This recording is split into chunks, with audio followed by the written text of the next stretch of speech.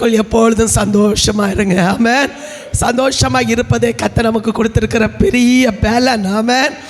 உலக மனுஷருக்கு கிடைக்காத பெரிய சமாதானத்தையும் சந்தோஷத்தையும் ஆராதிக்கிற பிள்ளைகள் ஆகிய நமக்கு கர்த்தர் கொடுத்துருக்கிறார். ஆமென். அந்த தேவன் நல்லவர். ஆமென். ஹல்லேலூயா. இந்த வருஷத்தை தாண்டி வர கர்த்தர் உதவி செய்தான்னு சொல்லுவோம். ஆமென் சொல்லுங்க. சிந்தனைகளை நாம் திருப்பலாம். ஏசாயா தீர்க்கதரிசன புஸ்தகம் 43வது அதிகாரம் அதனுடைய 18, 19, 20 வசனங்களை ஒரு முறை கூட வாசிக்க கேட்கலாம்.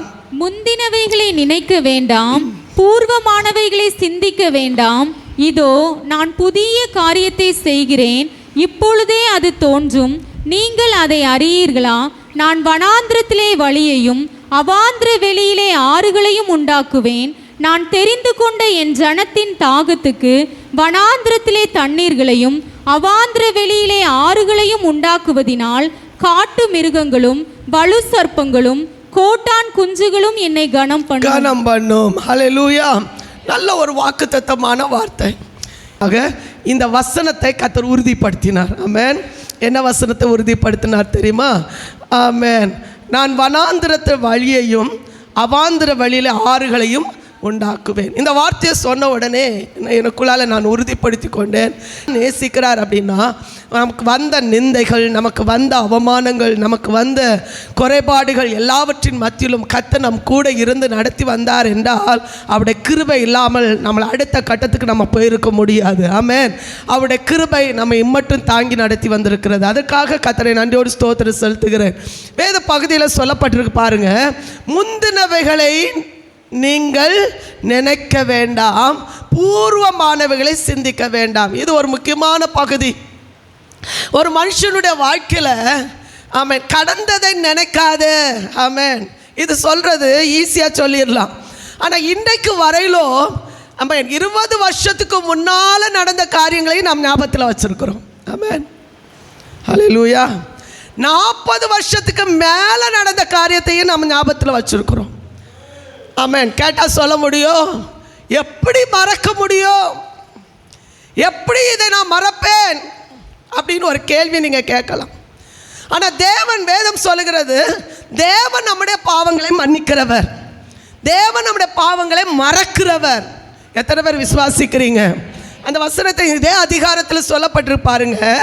ஏசாயா தீர்க்கதரிசன புஸ்தகம் 43வது அதிகாரம் அதோட 25வது வசனத்தை வாசித்து பாருங்க.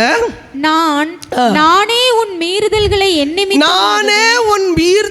என் நிமித்தமாகவே குலைத்து போடுகிறேன், உன் பாவங்களை நினையாமலும் இருப்பேன். உன் பாவங்களை நினையாமல் இருக்கிறேன். அல்லேலூயா. இந்த வருஷத்துல எத்தனையோ தவறுகள் நம்முடைய வாழ்க்கையில் நடந்திருக்கலாம். எத்தனையோ தவறான வார்த்தைகள் நம் மற்றவர்களிடத்தில் சொல்லியிருக்கலாம். எத்தனையோ குற்றப்படுத்துகிற வார்த்தைகள் மற்றவரிடத்தில் நாம் பேசியிருக்கலாம். மற்றவர்களை காயப்படுத்தக்கூடிய வார்த்தைகள் நாம் பேசியிருக்கலாம். கர்த்தருக்கு கொடுக்க வேண்டிய முக்கியத்துவம் நாம் கொடுக்காமல் போயிருக்கலாம். அநேக ஒழுங்கினமான காரியங்கள் நம்முடைய வாழ்க்கையில் நடந்திருக்கலாம். அதையும் கர்த்தர் சொல்லுகிற ஒரு வார்த்தை என்ன தெரியுமா? நான் அதை குலைத்து போடுவேன், உன் பாவங்களை நினையாதிருப்பேன் என்று கர்த்தர் சொல்லுகிறார். இந்த வருஷத்தில் உள்ள காரியங்களை கர்த்தர் மறக்கும் போது நாமும் மறக்க வேண்டும் என்று கர்த்தர் நம்மிடத்தில் எதிர்பார்க்கிறார்.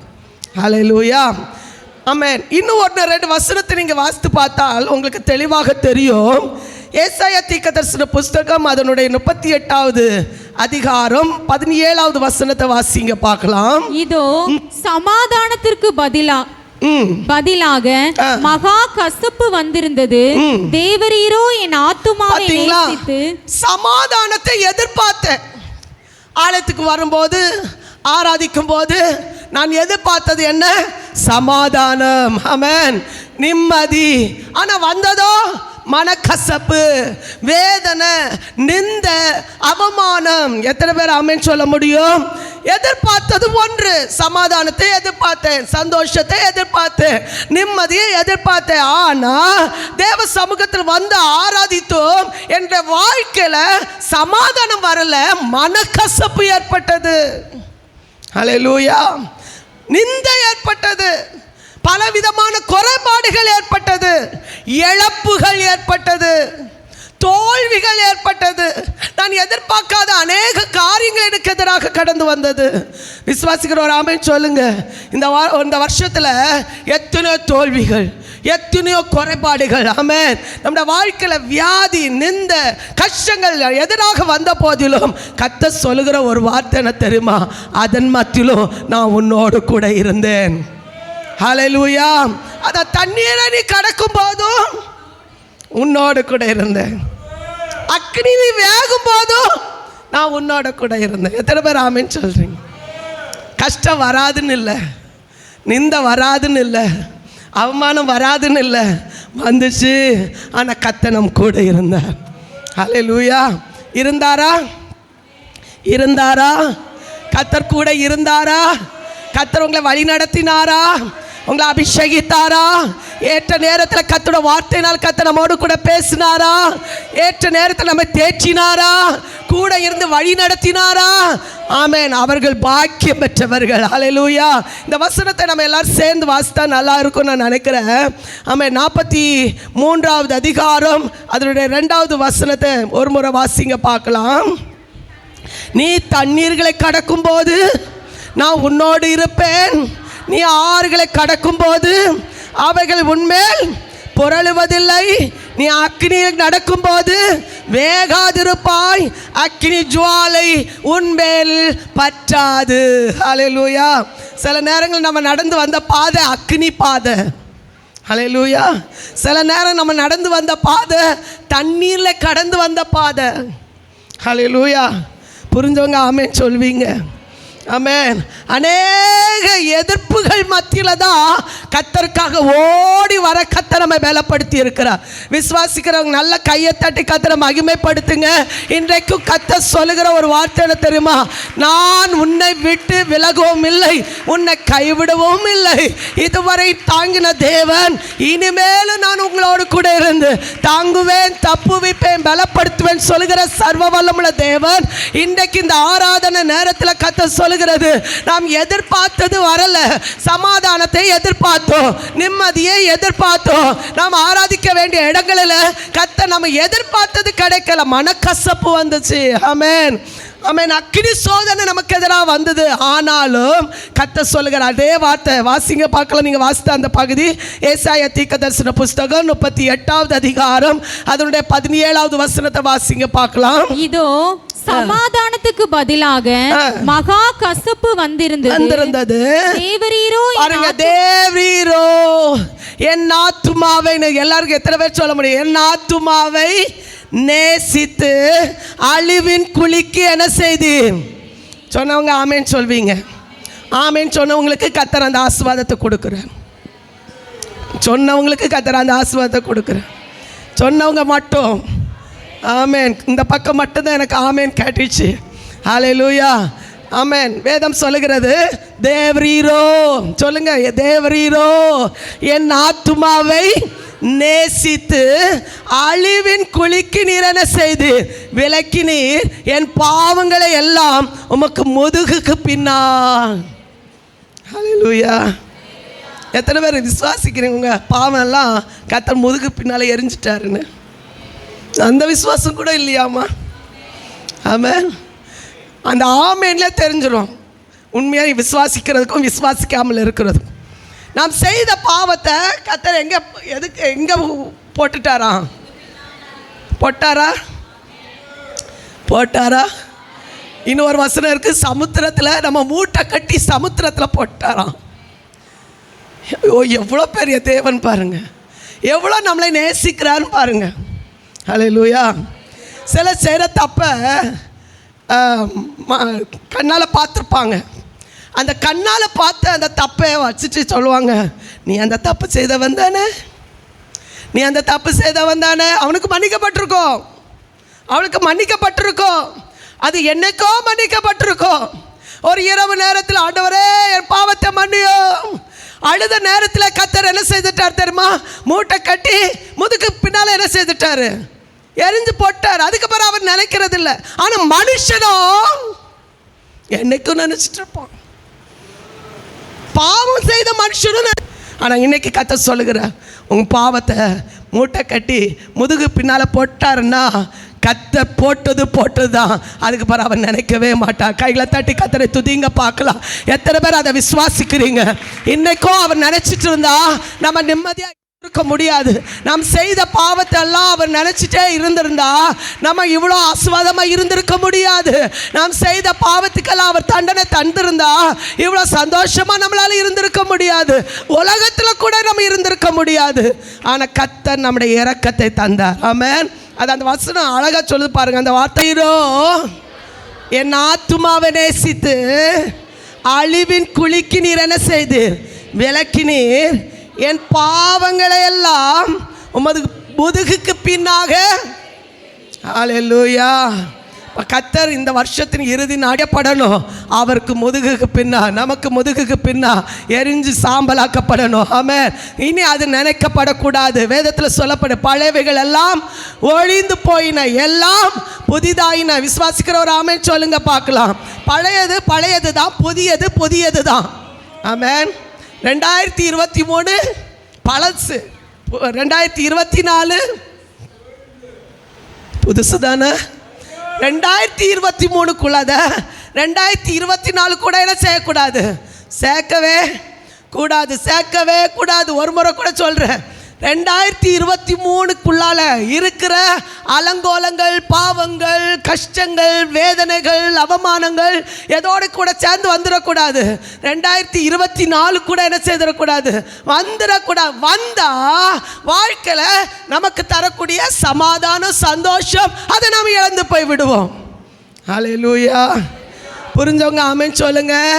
அதே வசனம் ஒரு எபிரேயர் 10வது அதிகாரம் அதோட 17வது வசனம் கூட வாசிங்க பார்க்கலாம். எபிரேயர் 10வது அதிகாரம் 17வது வசனம். அவர்களுடைய பாவங்களையும் அவர்களுடைய அக்கிரமங்களையும் நான் இனி நினைப்பதில்லை. பார்த்தீங்களா? அவர்களுடைய பாவங்களையும் அவர்களுடைய அக்கிரமங்களையும் நான் இணை. ஹல்லேலூயா. எவ்வளோ சந்தோஷமா ஒரு அல்லேலூயா சொல்லணும் தெரியுமா? நம்ம தேவன் எவ்வளோ நல்லவராக இருந்து நம்ம செய்கிற அக்கிரமத்தெல்லாம் மன்னிச்சு, ஆமென், பாவங்களெல்லாம் மன்னிச்சு இவ்வளோ சந்தோஷமாக வந்தாங்களே, தேவ சமூகத்தை நாடினாங்களே என்று சொல்லி கர்த்தர் என்ன சொல்கிற ஒரே ஒரு வார்த்தை, ஆமென், உங்கள் அக்கிரமங்கள் இனி என்ன செய்வதில்லை, நினைப்பதில்லை. ஆமென். எரேமியா தீர்க்கதரிசி புஸ்தகம் புலம்பல்ல பாடும்போது இப்படி ஒரு அழகான ஒரு வார்த்தை சொல்றார் பாருங்க. வாசிங்கம். நிர்மூலமாகாதிருப்பது, நாம் நிர்மூலமாகாதிருக்கிறது கர்த்தருடைய கிருபை, அவருடைய இரக்கங்களுக்கு முடிவே இல்லை. எல்லாரும் சேர்ந்து சொல்லுங்க. நாம் நிர்மூலமாகாதிருப்பது கர்த்தருடைய கிருபை. ஆமென். ஒரு காரியத்தை உங்களுக்கு ஞாபகம் மூட்ட விரும்புகிறேன். பழைய காரியங்களை நாம் ஏன் நினைக்கக்கூடாது? முந்தினவைகளை நாம் ஏன் நினைக்கக்கூடாது? பிலிப்பியரில் ஒரு வார்த்தை சொல்ல, 3வது அதிகாரம் 13-14 வசனங்களை அப்போஸ்தலனாகிய பவுல் சொல்லும்போது பின்னானவைகளை மறந்து முன்னானவைகளை நாடுங்க. வாசிங்க சகோதரரே. அடுத்து பிடித்து கொண்டேன் என்று நான் எண்ணுகிறதில்லை, ஒன்று செய்கிறேன், பின்னானவைகளை மறந்து முன்னானவைகளை நான் என்ன செய்கிறேன்? நாடி கிறிஸ்து இயேசுவுக்குள் தேவன் அழைத்த பரம அழைப்பின் பந்தய பொருளுக்காக லக்கை நோக்கி நான் என்ன செய்கிறேன்? தொடருகிறேன். ஹல்லேலூயா. இருக்கீங்களா? புரிஞ்சவங்க ஆமென் சொல்லுங்க பார்க்கலாம். ஆமென். 2023 வருஷத்தை நீங்கள் நினச்சிட்டே இருந்தீங்கன்னா 2023 வருஷம் 24வது வருஷத்துடைய ஆசீர்வாதங்களை நம்மளால் அனுபவிக்கவே முடியாது. 2023 இருக்கட்டும், எத்தனையோ கஷ்டங்களை நம்ம தாண்டி இருந்துட்டு போட்டோம். ஆனால் 2024 வருஷத்தில் கர்த்தர் மேன்மையான காரியத்தை நமக்காக வைத்திருக்கிறாரா? ஆமென். புதிய காரியங்களை நமக்காக வைத்திருக்கிறாரா? புதிய ஆசீர்வாதங்களை கர்த்தர் நமக்காக வைத்திருக்கிறாரா? எத்தனை பேர் விசுவாசிக்கிறீங்க?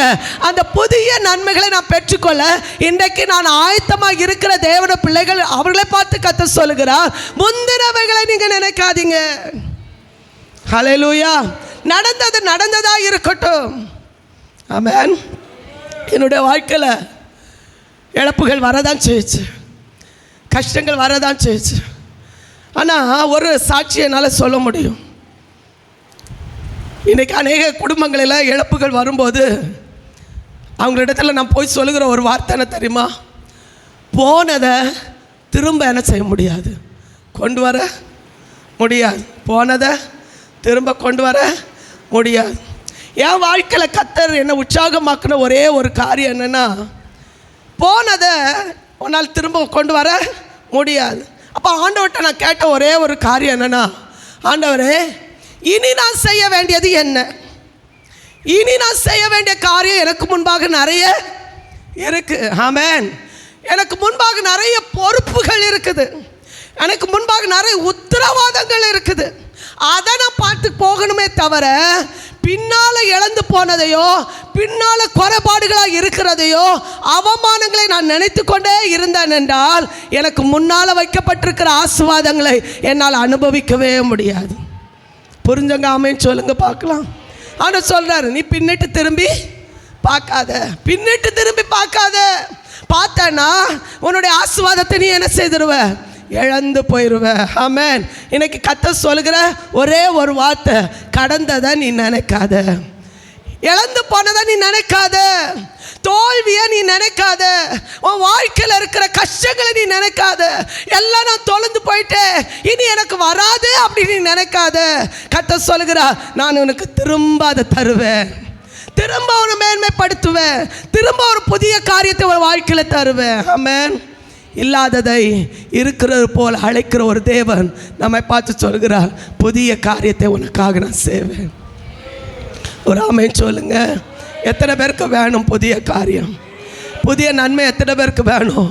புதிய ஆசீர்வாதம் எத்தனை பேருக்கு வேணும்? நம்முடைய தேவன் என்றென்றைக்கும் ஜீவன் உள்ளவர். அவர் பழசை தந்து திருப்திப்படுத்துகிறவர் அல்ல, அவர் என்றைக்கும் புதிதை கத்த தருகிறவர். அல்லேலூயா. புதுசை நம்ம எதிர்பார்க்க வேணும். ஆமென். பழைய அந்நிய பாஷை அல்ல, பழைய அபிஷேகம் அல்ல, பழைய கிருபைகள் அல்ல, புதிய கிருபைகளை நம்ம பெற்றுக்கொள்ள கர்த்தர் நம்மை பலப்படுத்துவாராக. ஆமென். கையில் தட்டி சொல்லுங்க, புது வாழ்வு நம்மளை தருக வல்லமுள்ள தேவன் இன்றைக்கு ஒரே ஒரு வார்த்தை சொல்லுகிறார், பழையவைகள் எல்லாம் ஒழிந்து போயின, எல்லாம் புதிதாயின. பழசை நினைச்சிட்டு இருக்காதீங்க. என் வாழ்க்கையில் இவ்வளோ காயப்படுத்தப்பட்டிருக்கிற, இவ்வளோ வேதனைப்படுத்தப்பட்டிருக்கிற, அதெல்லாம் என்னை விட்டு மாறி போகட்டும். ஆண்டவரே, நான் புதிய அனுபவத்துக்கு நேரம் நான் நடத்தப்படணும், புதிய அபிஷேகத்துக்குள்ளால நடத்தப்படணும், புதிய கிருபைகளுக்குள்ளால நடத்தப்படணும். விரும்புகிறவங்க கையை தட்டுவீங்க, விரும்புகிறவங்க ஸ்தோத்திரம் பண்ணுவீங்க, விரும்புகிற தேவ சமூகத்தில் அதை வாஞ்சிப்பீங்க. ஆண்டவரே, நான் பழைய அனுபவத்திலே இருக்கக்கூடாது. 20 வருஷத்துக்கு முன்னால் இருந்த அதே அனுபவம் எனக்கு இன்னைக்கு இருக்கக்கூடாது. 40 வருஷத்துக்கு முன்னால் இருந்த அனுபவம் இன்னைக்கு எனக்கு இருக்கக்கூடாது. 10 வருஷத்துக்கு முன்னால் இருந்த அனுபவம் இன்னைக்கு இருக்கக்கூடாது. இந்த வருஷத்தின் ஆரம்பத்தில் இருந்த அனுபவம் இன்னைக்கு இருக்கக்கூடாது. இனி வர்ற நாட்கள் புதிய அனுபவங்கள் பெற்றுக்கொள்ள விரும்புகிறவங்க கையை தட்டி சொல்லுங்க, புதிய அபிஷேகம், புதிய மேன்மைகள், புதிய ஆசீர்வாதங்கள் எனக்கு வேணும்னு சொல்றவங்க மட்டும் கையை தட்டி சொல்லுங்க. அவங்க மேல அந்த அபிஷேகத்தை கர்த்தர் ஊற்ற விரும்புகிறார். நாம முந்தினவர்களை நினைக்க வேண்டாம், பூர்வமானவர்களை சிந்திக்க வேண்டாம். நான் புதிய காரியத்தை செய்கிறேன். அந்த புதிய காரியத்தை எதிர்பார்க்கிறவங்க மட்டும் சொல்லுவாங்க, நான் பழசை நான் விடுறேன், பழைய காரியத்தை நான் இனி எதிர்பார்க்கல, அது இனி திரும்ப வராது, நான் இனி அதை மறந்து போகிறேன் என்று சொல்லுகிறவங்க மேல அந்த புதிய அபிஷேகத்தை கர்த்தர் ஊற்ற விரும்புகிறார். கைகளை தட்டி சொல்லுங்க. அவங்க மேல் நீங்க எந்த சூழ்நிலை வந்திருந்தாலும் சரி, எந்த நிலைமையில் கர்த்தரை தேடி வந்திருந்தாலும் அவங்க மேல அந்த அபிஷேகத்தை ஊற்ற விரும்புகிறார். 2 சம்பவத்தை உங்களுக்கு கண்களுக்கு முன்பாக கொண்டு வந்து நிறுத்தி தொடர்ந்து ஜெபிக்க கர்த்தர் நமக்கு கிருபை தருவாராக. வாசிங்க பார்க்கலாம். தேவன் அவளுடைய கண்களை திறந்தார். அப்பொழுது அவள் ஒரு தண்ணீர் துறவை கண்டு போய் துருத்தியிலே தண்ணீர் நிரப்பி பிள்ளைக்கு குடிக்க கொடுத்தாள். ஆமென். அதுக்கு முந்தின வசனம் சொல்லப்பட்டிருக்கு, பிள்ளையை ஒரு கல்லறி தூரம் அவளை படுக்க வைத்து இவள் ஒரு பக்கத்தில் இருந்த அழ, பிள்ளை ஒரு பக்கத்தில் இருந்து அழுது கொண்டிருக்கு. இந்த சம்பவத்தை உங்களுக்கு ஞாபகமூட்ட விரும்புகிறேன். ஆபிரகாம் இவர்களோடு கூட எகிப்திலிருந்து வந்த ஒரு அடிமை பெண் தான் ஆகார். இந்த ஆகாரை குறித்து சொல்லப்பட்டிருக்கிறது, ஏறக்குறைய 20 வருஷத்துக்கு மேலே யாருக்கு அடிமையாக இருந்தால்? இந்த ஆபிரகாம் குடும்பத்துக்கு அடிமையாக இருந்தாள். ஆனால் இந்த சாராள் செய்த ஒரு தவறு நிமித்தம் ஆபிரகாமுக்கு மடியில் இந்த அடிமை பெண்ணை கொடுத்தது நிமித்தம் இஸ்மவேலை பெற்றெடுக்க கர்த்தர் அவளுக்கு உதவி செய்தார். ஏறக்குறைய 13 வருஷம், நல்லா கவனமாக கவனிக்கணும், 13 வருஷம் அந்த வீட்டில் நல்ல சுதந்திர பாக்கியமாய் வாழ்ந்து கொண்டிருந்த இந்த இஸ்மவேல் ஈசாக்கு பிறந்த உடனே இந்த ஈசாக்கை பார்த்து அவங்களை என்ன செய்தானா, பரியாசம் பண்ணினான். அந்த இஸ்மவேல் அந்த அடிமை பொன் அற்பமாக எண்ணினது, பரியாசம் பண்ணது. யாரால் சொன்ன ஒரு வார்த்தை, சில நேரங்கள் இப்படி ஒரு மாற்றங்கள் வந்துடுது. சாரால் சொன்ன ஒரு வார்த்தை என்ன செய்ய தெரியுமா, இந்த அடிமை பண்ணி பிள்ளையும் நீங்கள் என்ன செய்யுங்க, வெளியே தள்ளுங்க. ஆபிரகாமுக்கு அது கொஞ்சம் கஷ்டமாக தான் இருந்துச்சு. என்ன எப்படி இருந்துச்சுன்னா, ஐயோ இத்தனை வருஷமும் நம்ம கூட வந்துட்டு நம்மளை நம்பி வந்துட்டு இந்த பிள்ளையும் இந்த அடிமை பண்ணி நான் எங்கே தூர தள்ளுறதுக்கு, ஆண்டவரே என்ன செய்ய அப்படின்னு நோக்கி பார்க்கும்போது, இந்த சாராள் உனக்கு என்ன சொல்லுகிறாளோ அதன்படி நீ என்ன செய். வேதம் சொல்லுகிறது, அதிகாலையில் எழும்பி துருத்தியில் தண்ணீர் வைத்து அப்பத்தையும் கொடுத்து அந்த சாராளை இஸ்மவேலையும் அந்த ஆகாரையும் என்ன செய்கிறா, தள்ளி விட்டா. 3 நல்ல சந்தோஷமாக தான் இருந்தாங்க, தண்ணி தீர்றது வரையிலும். வசனம் சொல்லுது, தண்ணி தீர்ந்த பிறகு வனாந்திரத்தில் இருந்து ஆழ ஆரம்பித்தாங்க. ஆண்டவரே நாங்கள் தள்ளப்பட்டவங்க, நல்ல புரிந்து கொள்ளணும், நாங்கள் தள்ளப்பட்டவங்க, மனுஷனால் தள்ளப்பட்டவங்க, ஒதுக்கப்பட்டவங்க, இனி எங்களுக்கு யாருமே இல்லை, ஆதரவற்றவங்க, வனாந்திரத்தில் நாங்கள் தனிமையாக இருக்கிறோம், எங்களுக்கு உதவி செய்ய யாரும் இல்லை என்று அழுகும் போது தான் வேதம் சொல்லுகிறது, வானம் அவங்களுக்காக திறக்கப்பட்டது. அல்லேலூயா.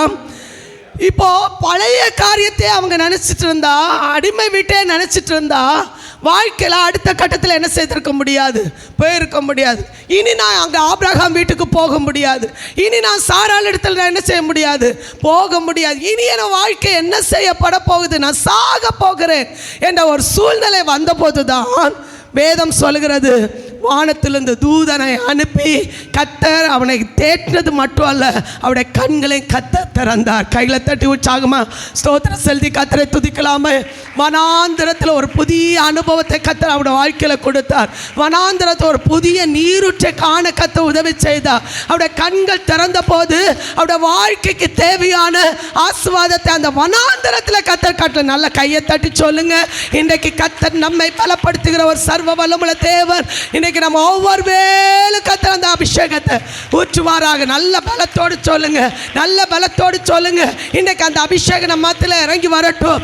வனாந்திரத்தில் ஆகாரன்னு பார்க்கல, ஆனால் ஒன்று புரிந்து கொள்ளணும், மனுஷனால் தள்ளப்பட்ட சூழ்நிலையிலும் கர்த்தரை நோக்கி பார்க்கும்போது புதிய அனுபவத்தை, புதிய வழியை, புதிய தண்ணீரை கர்த்தர் நமக்காக திறந்த ஆசீர்வாதங்களால் நிரப்புகிறவர். நல்ல உற்சாகமாக ஒரு ஆமென் சொல்லுங்க பார்க்கலாம். மனுஷன் தள்ளிவிடலாம், இனி என்னால் உதவி செய்ய முடியாதுன்னு சொல்லலாம், இனி ஒன்று எந்த விதத்திலும் அவன் கேர் பண்ண முடியாதுன்னு சொல்கிற இடத்துல கர்த்தரே நமக்காக இறங்கி வருகிறார். ஹல்லேலூயா. போதாது. ஹல்லேலூயா. இது கர்த்தரால் கொடுக்கப்படுகிற ஒரு ஆசீர்வாதம். 2வது பாருங்க, தானே ஒதுங்குகிற ஒரு அனுபவத்தில், தானே சோர்ந்து போகிற ஒரு அனுபவத்தில் கர்த்தர் எப்படி இரக்கம் பாராட்டினார் என்று வேதம் சொல்கிறது. வாசிங்க பார்க்கலாம். 1 ராஜாக்கள் 19வது அதிகாரம் அதோடைய 6வது வசனத்தை எடுத்தவங்க வாசிங்க பார்க்கலாம். 1 ராஜாக்கள் 19வது அதிகாரம் அதனுடைய 6வது வசனம்.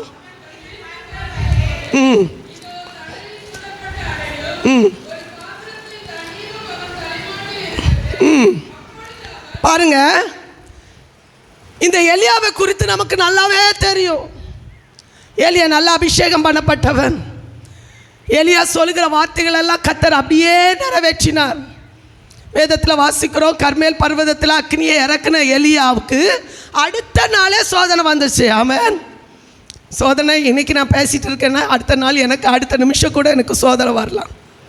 ஆமென். உங்களுக்கு அடுத்த நாள் கூட வரலாம், அடுத்த நிமிஷம் கூட வரலாம். கூட்டத்திலேருந்து வெளியே போன உடனே சோதனை வரலாம்.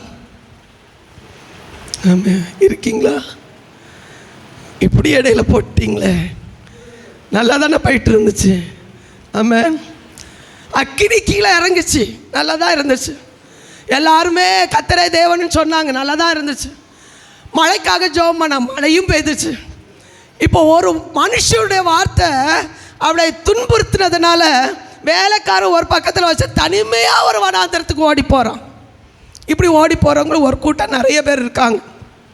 அல்லேலூயா. எங்கே ஓடி போகிறவங்க? நம்ம தாவீது இவ்வளோ ஒரு வார்த்தை சொல்லுவார் தெரியுமா? வானத்துக்கு நான் ஏறி போனாலும் கீழே படுக்கை போட்டாலும் அங்கே இருக்கு. உங்கள் கண்ணை மறைக்குது நான் எங்கேயோ, ஆனால் ஒரு சிறகு இருந்தால் நான் பறந்து போவேனே. ஆமென் அப்படின்னு சொல்கிறார். வாழ்க்கையில் நிறைய பேருடைய வாழ்க்கையில் சொல்கிற ஒரு வார்த்தை, மனுஷனுக்கு கண்ணு தெரியாமல் எங்கேயாவது போய் என்ன செய்திடணும், முடிச்சிடணும். அவங்கள பார்த்து தான் கர்த்தர் சொல்கிறாரு, நீ போக வேண்டிய தூரம், ஆமென், நீ போக வேண்டிய தூரம். ஆமென். இது நான் இந்த வருஷத்தில் கூட நிறைய பேருடைய வாழ்க்கையில் கர்த்தரை நான் ஞாபகப்படுத்துறதுனால சொல்கிறேன். நிறைய பேருடைய வாழ்க்கையில் இப்படி ஒரு வார்த்தை சொன்னது உண்டு, இந்த வருஷத்தோடு எனக்கு ஜீவன் போயிட்டா நல்லா இருக்கும். சொன்னவங்க ஸ்தோத்திரம். அவங்களுக்கு ஜீவன் போகவே போகாது, இன்னும் நீங்கள் போக வேண்டிய தூரம். ஆமென். ஹல்லேலூயா. சொன்னவங்களுக்காய் ஸ்தோத்திரம். ஆமென். சொன்னவங்களுக்காய் ஸ்தோத்திரம். ஏன்னா இன்னும் உங்களுக்கு நாளை கர்த்தர் கூட்டி தர்றேன் சொன்னதுனால. ஆமென். வேதம் சொல்லுகிறது, வனாந்திரத்தில் போய் சூரிய செடியின் கீழே உட்கார்ந்துருந்துட்டு அவர் ஒரு அழுத, ஆண்டவரே போதும் கர்த்தாவே, நான் பிதாக்களை பார்க்கலாம். ஆமென். என் ஜீவனை எடுத்துக்கொள்ளும். ஜோமனை தான் செய்தான். நிறைய பேர் தனியாக போய் உட்கார்ந்துருந்த, ஆண்டவரே என் ஜீவனை எடுத்துக்கொள்ளும், யாருக்கு நான் தொந்தரவு சொன்னவங்க நிறைய பேர் இங்கே இருக்கீங்க. ஆமென். நான் ஆவியில் நல்லா உணர்றேன்.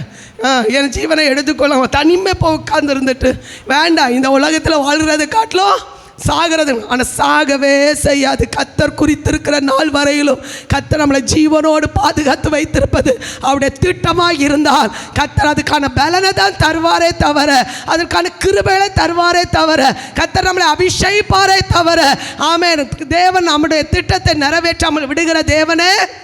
ஹல்லேலூயா. வனாந்திரத்துக்கு போனாலும் சாவை விரும்பினாலும் எலியாவை கர்த்தர் வானத்திலிருந்து தூதனை அனுப்பி திடப்படுத்தி 40 நாள் நடக்க வைத்து கர்த்தருடைய சத்தத்தை கேட்க வைத்து அவருடைய திட்டத்தை நிறைவேற்றி முடித்த பிறகுதான் தேவனுடைய சமூகத்தில் அவர் எடுத்துக்கொண்டார் என்று சொல்லப்பட்டிருக்கிறது.